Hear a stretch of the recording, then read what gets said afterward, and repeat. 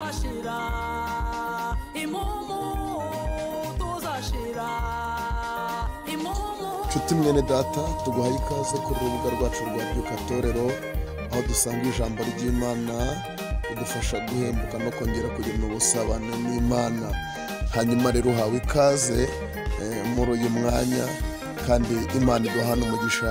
Twifurije kugira ibihe byiza imbere y'Imana, kandi wongere kugira imbaraga zo mu buryo bw'umwuka no mu buryo bw'umutima no mu kwizera, ndetse imbaraga zo gusemeza ku buzima bwawe. Karibu Imana iduhana umugisha. Amen. Yesu nashimwe. Turashimira Imana Nyiramahoro iduhaye umwanya mwiza wo kugira ngo tuganire ijambo ry'Imana.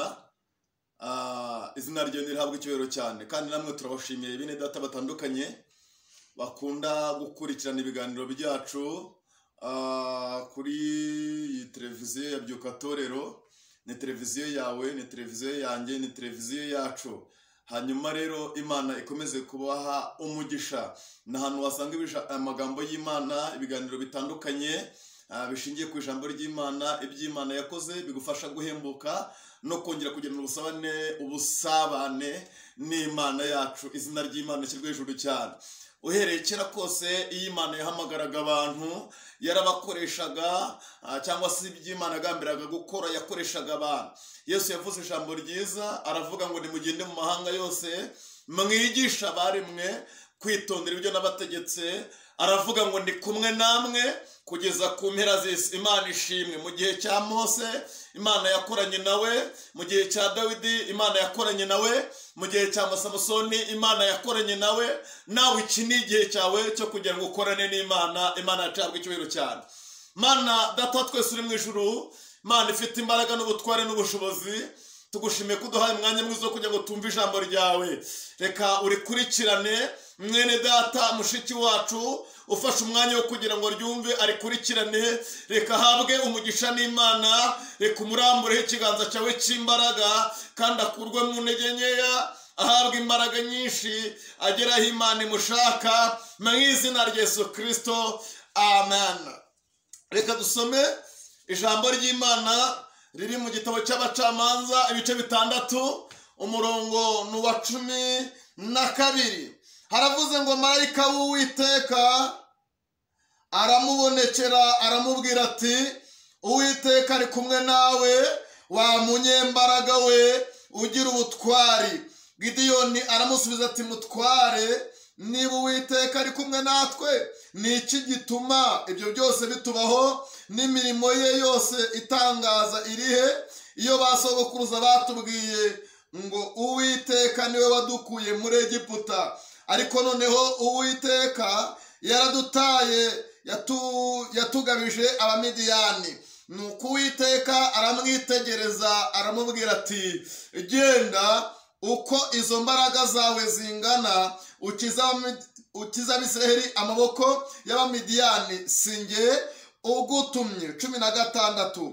Uwiteka aramubwira ati, nukuri nzabana nawe, kandi uzanesha Abamidiyani nkunesha umuntu umwe. Amen. Yesu nashimwe cyane. Iri jambo niryo nkuzaniye, ni ijambo ry'ihumure rikubwira ngo humura. Imbaraga utazi Imana yazikubitsemo, imbaraga zagukiza, zigakiza ubwoko bwanyu, zigakiza umuryango wanyu, zigakiza urugo rwawe. Imana yazikubitsemo. Haleluya. Bibiliya ivuze ijambo rikomeye. Iki ni igihe Abisiraheli bari baguwe barataye Uwiteka. Uwiteka bateza ibibazo bitandukanye. Hanyuma rero ngo nuko abantu batangira gushaka uburyo bihisha, kuko situation na system bari babayeho yari ikomeye cyane. Ariko amagambo dusomye abonetsemo umugabo w'umunyembaraga ngo wahagurutse atangira gushaka ibyo kurya. Muri uko gushaka ibyo kurya ngo Abisirayeli bari batakambiye Uwiteka. Uwiteka amanurwa no kubakiza. Niko gushaka mu gihugu umuntu Uwiteka yakoresha agakiza abanyamahanga. Imana ishimwe, Imana ishimwe. Hanyuma rero ngo Gideyoni yari ari mu murimo, arimo asekura ingano, yari yarahunze, yari yarahunitse, yari yarazishe, ingabo zari zarabateye. Hanyuma marayika w'Uwiteka ngo aramanuka arayicara munsi y'igiti cya ofura. Hanyuma ngo aramwitegereza, aramubwira ngo Gideyoni uraho wa munyembaraga we.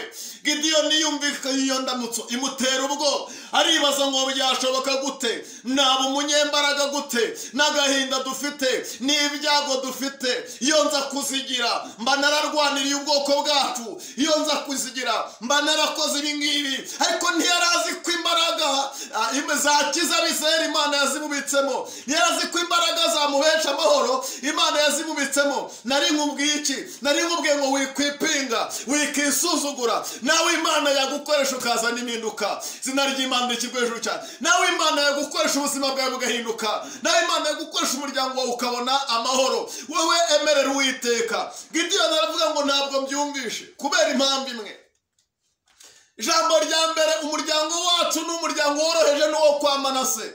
Icya kabiri, nanjye ubwanjye ndi umuhererezi, hari abandi wacu bambanziriza. Ni iki gituma unyita umunyembaraga? Ariko reka nkubwire, ijambo rya mbere ryatuma Uwiteka gukoresha. Uwiteka ahamagara abadashoboye, yarangiza akabashoboza. Imana ishimwe. Iyo wumvishije Uwiteka, iyo umwemereye, niyo waba udashoboye, wowe ukamwemerera, aguhamagaye aragushoboza. Aramubwiye ngo genda uko imbaraga zawe zingana. Imana ishimwe. Aramubwira ngo nanjye nzabana nawe. Yesu yaravuze ngo ndi kumwe namwe kugeza ku mpera y'isi. Bivuze ngo wikisuzugura. Si impamvu z'amashuri, si impamvu z'ubwenge, si impamvu z'uburanga, si impamvu z'amafaranga. Uwiteka yagushoboza bigakunda. Imana ishimwe.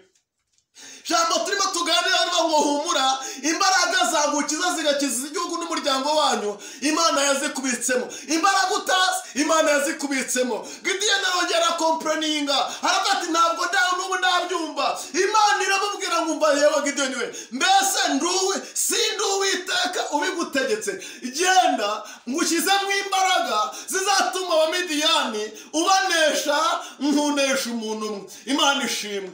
Nagira nkubwire ngo uri umunyembaraga. Nagira nkubwire ngo uri umunyembaraga. Aleluya. Uri umunyembaraga, hari ibintu wahindura. Uri umunyembaraga, hari ibintu watunganya. Uri umunyembaraga, isi yawe ntigukange. Hari imbaraga Imana ikubitsemo zatuma bagira intsinzi. Hari imbaraga Imana ikubitsemo zatuma abantu bagira ubuzima. Hari imbaraga Imana ikubitsemo zatuma abantu bakira uburwayi. Hari imbaraga Imana ikubitsemo zatuma abantu bareka ibyaha. Hari imbaraga Imana ikubitsemo zatuma itorero rikira rigakizwa. Birivuga ijambo rikomeye. Yesu ajya kujya mu ijuru, nta kindi kintu yasigiye abigishwa be, nta migabane, ntaki, ahubwo yabahumbekeyeho. Arababwira ngo nimwakire umwuka wera. Ntibabyumva. Arababwira ngo nimugende mutegereze Yerusalemu ibyo Data yasezeranije, kuko nzaboherereza umwuka wera, nzaboherereza umufasha. Imana ishimwe. Iyo usomye ibyakozwe n'intumwa ibice 2 ku murongo wa mbere, haba ngo umunsi wa Pentekote usohoye, bari hamwe, bari mu mwanya umwe, nuko umuriri ubatungura uvuye mu ijuru. Imana ishimwe. Ngo nuko baratangira buzuzwa umwuka wera. Kuva icyo gihe Petero ahita ahaguruka, aravuga ngo wa Yesu mwishe mukamubamba, nuko zibingiye mugize gute mureba. Nandi bakubwira ngo imbaraga zagukiza, imbaraga utazi Imana yazikubitsemo. Humura, haguruka, wemerera Imana, ukorera Imana, kuko imbaraga zikiza isi, zigakiza itorero, zigakiza famiye yawe, zigakiza urugo rwawe, zigakiza inshuti zawe. Imana yazikubitsemo. Haguruka ugendane n'Uwiteka mu izina rikomeye rya Yesu Kristo. Amen. Niba ugize icyifuzo cyiza, reka dufatikanye gusenga.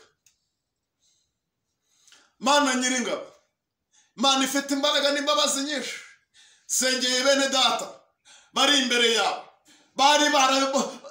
bariyobewe ariko bamaze kwisobanukirwa, bamenya ko niyo umuntu adashoboye umuhamagara ukamushoboza. Nanjye ndasenze kugira ngo baramburire ibiganza, kuko kwaye kwiza kwashoboje Petero agasobanuka akavuga ubutumwa bwiza, kuko kwaye kwashoboje Pawulo agasobanuka akavuga ubutumwa bwiza, kuko kwaye kwashoboje intumwa n'abahanuzi. Nigushoboze bene data batandukanye bakurikira ijambo rivuga ko imbaraga zizabakiza, imbaraga batazi wamaze kuzibabikamo. Reka bazumvire, kandi umwuka wera aze ku bugingo n'ubuzima bwabo mu izina rya Yesu Kristo umwami wacu. Amen. Imana ibaha umugisha. Murakoze. Tuzaruka tugeze iwacu tuzashira.